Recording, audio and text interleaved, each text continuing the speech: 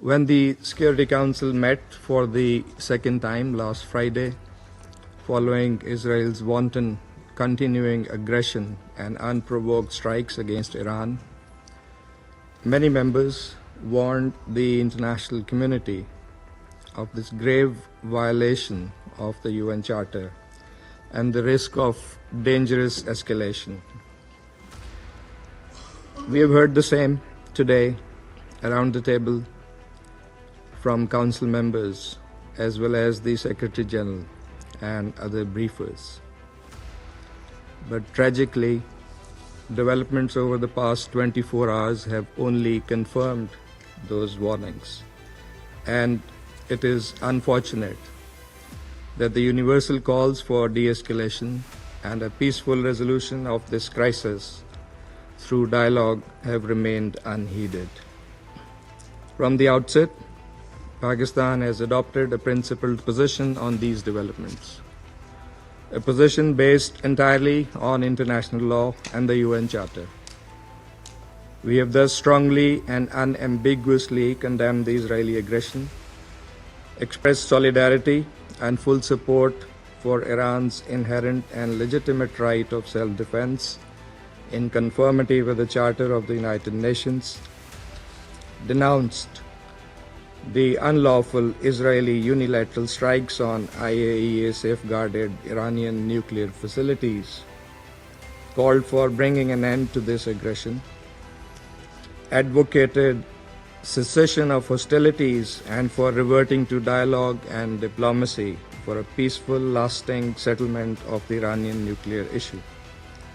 In recent days, Pakistan's leadership, including the Deputy Prime Minister and Foreign Minister, has remained actively engaged in promoting those objectives through numerous and continuing contacts with leaders of other countries and our partners across regions, all in the interest of preserving international peace and security and in fulfillment of our responsibility as a member of the Security Council.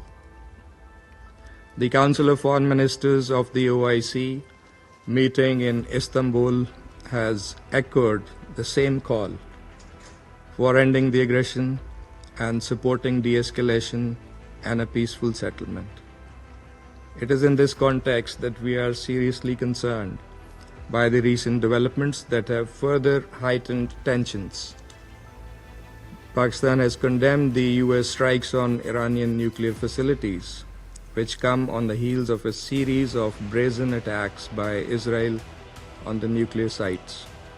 Let me recall that specific targeting of nuclear facilities under IAEA safeguards constitutes a clear breach of international law, the IAEA statute, multiple IAEA resolutions, as well as Security Council Resolution 487.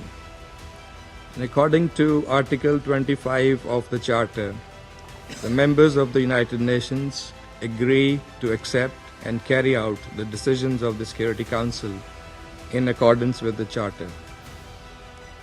That responsibility to carry out the decisions of the Security Council is heaviest with the members of this Council, particularly the permanent members in the first place. Madam President, we are deeply alarmed by the escalating situation. The sharp rise in tensions and violence as a result of the Israeli aggression and unlawful actions is profoundly disturbing. Any further escalation risks catastrophic consequences for the region and beyond. Pakistan stands in solidarity with the government and brotherly people of Iran during this challenging time. Madam President, these attacks set a dangerous precedent and pose a grave threat to the safety and security of populations across the region, and indeed the world. As the body entrusted with primary responsibility for the maintenance of international peace and security, the Security Council must act urgently and decisively.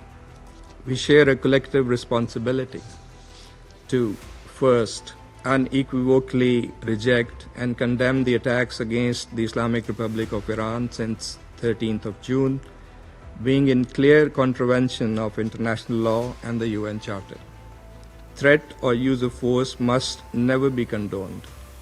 Article 2.4 is crystal clear in this regard.